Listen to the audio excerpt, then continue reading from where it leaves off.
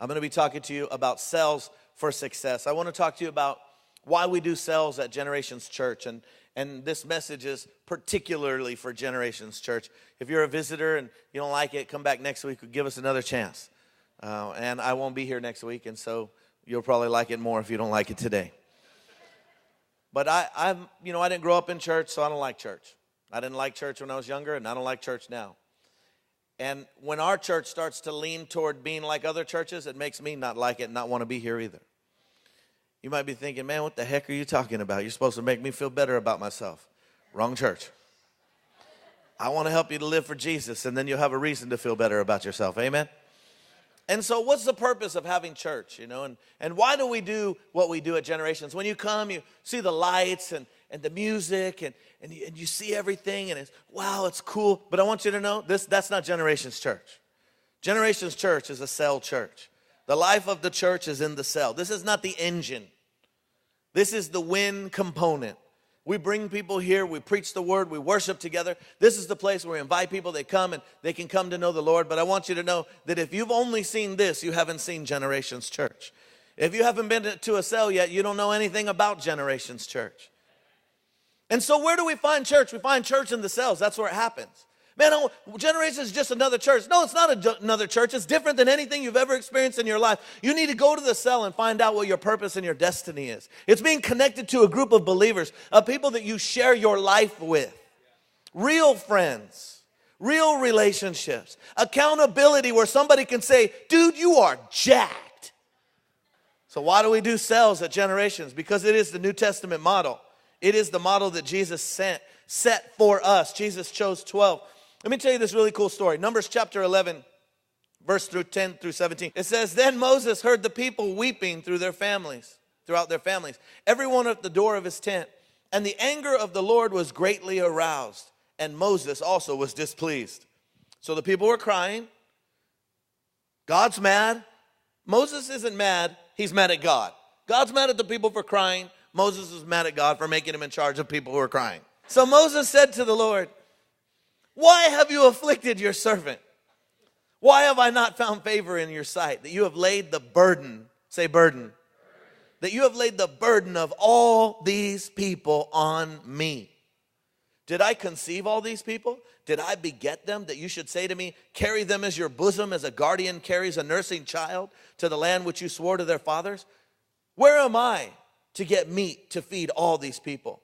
For they weep all over me, saying, give us meat that we may eat. I'm not able to bear all these people alone. Listen, this is the key. Because the burden is too heavy for me. Moses says, I am not able to bear all of these people alone. Say alone. Because the burden is too heavy for me. See, that's the key. It's not that the burden is too heavy. It's that the burden is too heavy for any one person.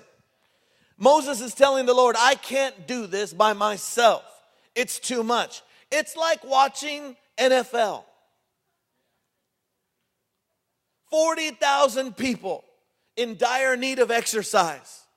Watching 24 guys in dire need of a rest. That's how church is today.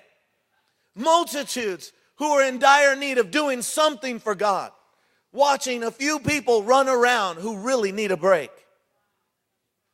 Why do we do cells? Why did God call for every believer to become a leader of leaders? Because the burden is too heavy to carry alone. I like because he cries here and he says, I'm not able to bear these people alone. The burden is too heavy. I like verse 15. This is classic Moses. If you treat me like this, please kill me here and now. Listen how twisted his thinking is. If I found favor in your sight, kill me. If you love me, kill me.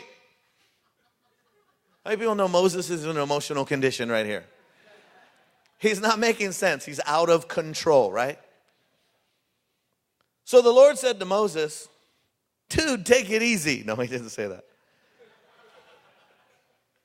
He said, gather to me 70 men of the elders of Israel, whom you know to be elders of the people and officers over them. Bring them to the tabernacle of meeting, that they may stand there with you. Say, stand with you. That's what you're supposed to do with your leader. You're supposed to go and stand with your leader. Your leader should not be carrying you. You should be standing with them. I like verse 17. Then I will come down and talk with you there. He's talking to him now, but now he's saying, I'm going to come down and we're going to talk. He says, this is good. I will take of the Spirit that's upon you, and I will put the same upon them. Say, same Spirit. You have to have the same Spirit with your leader.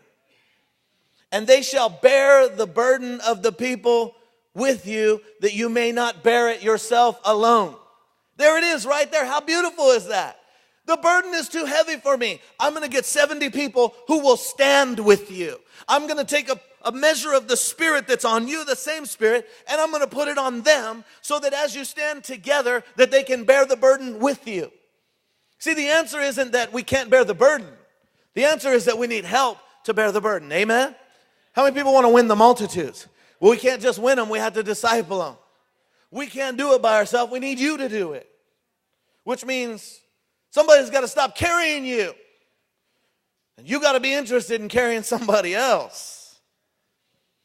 Acts chapter 2, verse 42 through 47 is really a model for the church. It says, they continued steadfastly in the apostles' doctrine and fellowship, in the breaking of bread and in prayers. Then fear came upon every soul, that many wonders and signs were done through the apostles. Now all who believed were together and had all things in common, and sold their possessions and goods and divided them among all as everyone had need. So continuing daily, say daily.